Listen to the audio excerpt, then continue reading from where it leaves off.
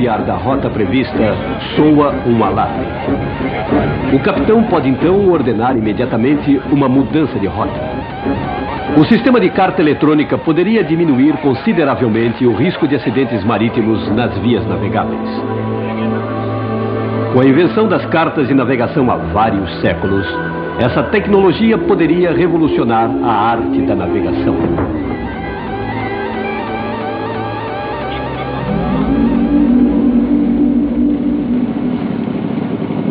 Depois de ter sulcado os oceanos e descoberto os continentes, o homem pôs-se a explorar o fundo do mar.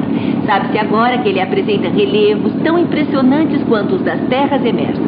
Os continentes se prolongam embaixo da água por uma espécie de platô, a plataforma continental, que desce numa inclinação suave. As plataformas continentais são os verdadeiros limites dos continentes. Elas terminam de maneira mais ou menos abrupta, abrindo-se as gigantescas bacias oceânicas.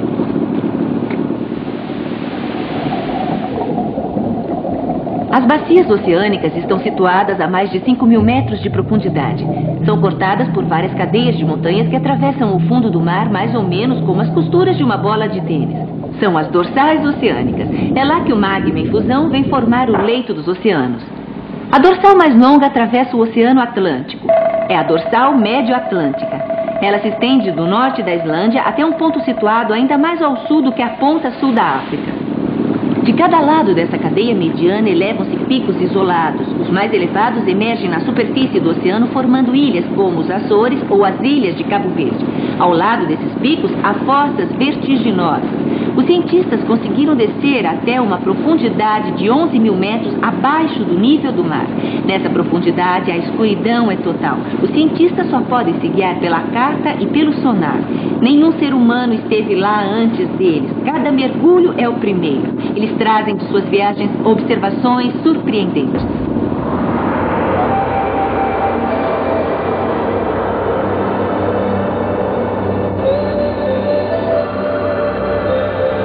Os oceanos cobrem mais de 70% da superfície terrestre.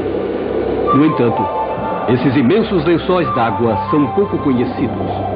O fundo oceânico, de grande profundidade, durante muito tempo constituiu um domínio inacessível para a exploração humana.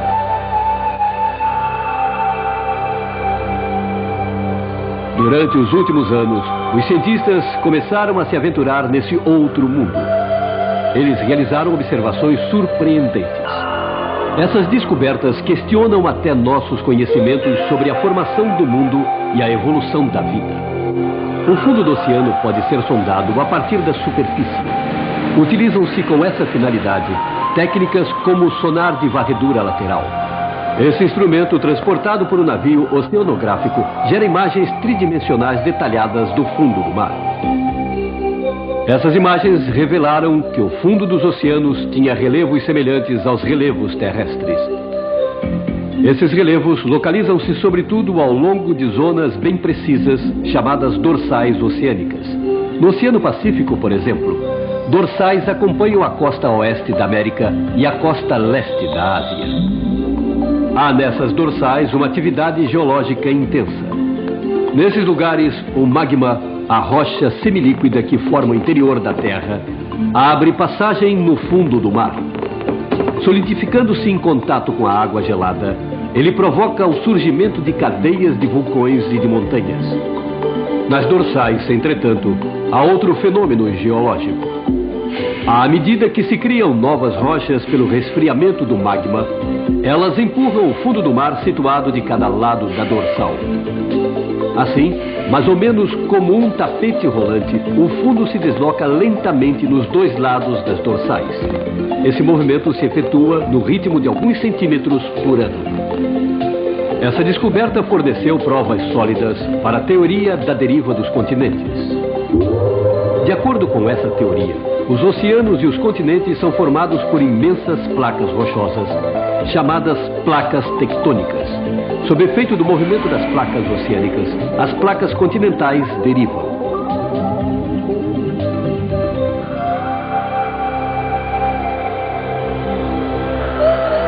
Entretanto, os cientistas aprenderam muito mais sobre o fundo do mar.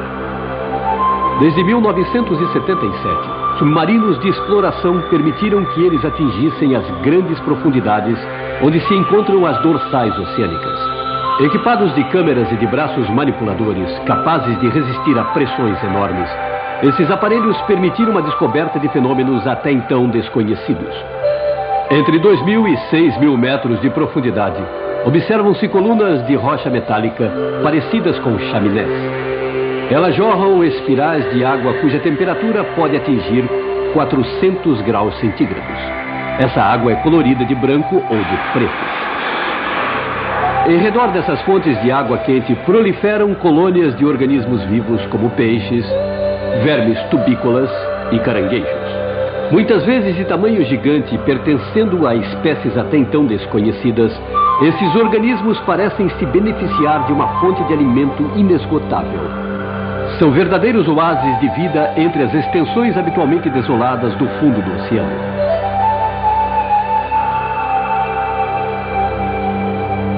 No início, essa profusão de vida parecia muito misteriosa. Nos oceanos, a vida é sobretudo restrita à camada da superfície, onde a luz solar alimenta o processo da fotossíntese.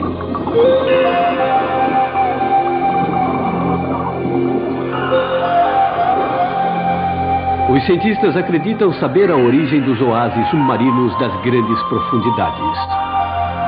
Eles seriam criados pelo aparecimento de fendas no fundo do mar. Devido à pressão que reina nessa profundidade, a água penetra nessas fendas e entra em contato com o magma ardente. Ela se esquenta então, torna a subir para a superfície e jorra numa série de fontes.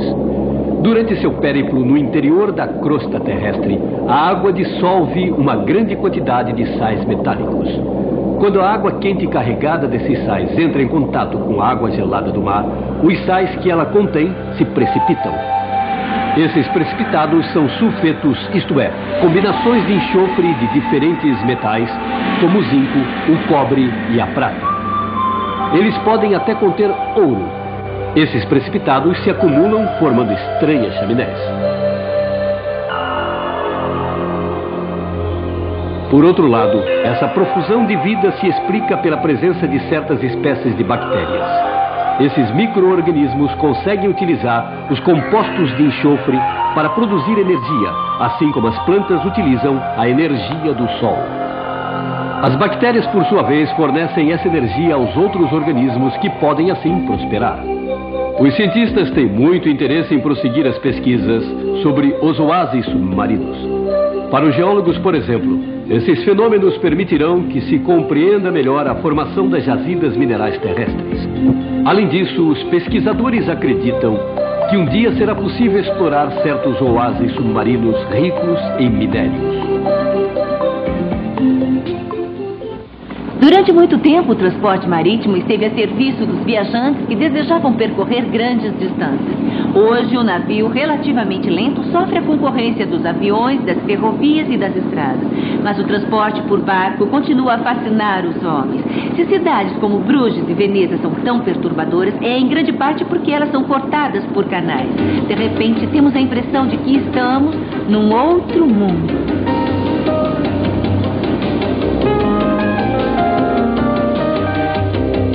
ZYB 851, Fundação Padre Anchieta, Centro Paulista de Rádio e Televisão Educativas. Desvende os mistérios sobre química orgânica com o Professor. Amanhã, 11 da manhã, com reapresentação às 5 da tarde. Assista agora Repórter Eco.